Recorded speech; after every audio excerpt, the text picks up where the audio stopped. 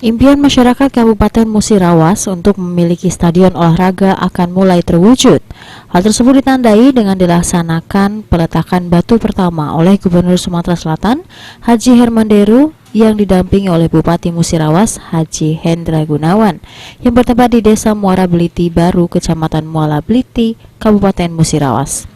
Bupati Musirawas, Haji Hendra Gunawan, mengungkapkan pihaknya sudah lama bercita-cita untuk memiliki stadion sepak bola kelas internasional di Musirawas.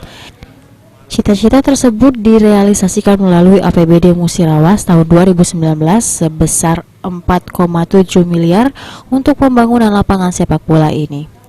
Kemudian Bupati berterima kasih kepada Gubernur Haji Hermanderu yang telah memberikan bantuan anggaran untuk pembangunan stadion sepak bola di Musirawas yang berstandar FIFA dengan luas keseluruhan areal sekitar 30 hektar. Memang bukan main-main yang akan kita bangun.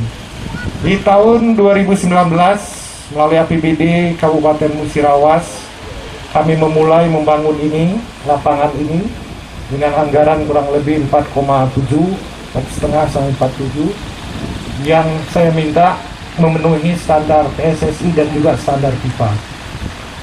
Ada 24 sprinkler yang kita bangun dan juga ada 2 sumur bor dengan kapasitas air kurang lebih 50 utama Senayan.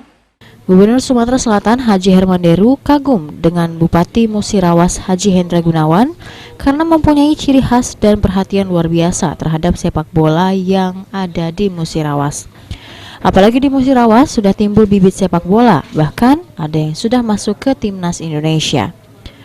Dengan pembangunan stadion ini, pemerintah pusat juga punya tanggung jawab moral dan material bersama dengan Bupati dan masyarakat Musirawas untuk membangun sebuah pelayanan dan juga ditandai dengan pembangunan infrastrukturnya yang ada di bidang olahraga yang ada di Musirawas.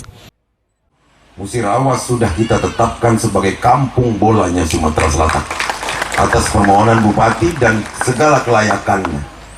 Tapi ternyata Bupati tidak hanya semangatnya yang muncul, tapi tanggung jawab terhadap pembangunan olahraga ini, khususnya sepak bola, begitu gencar.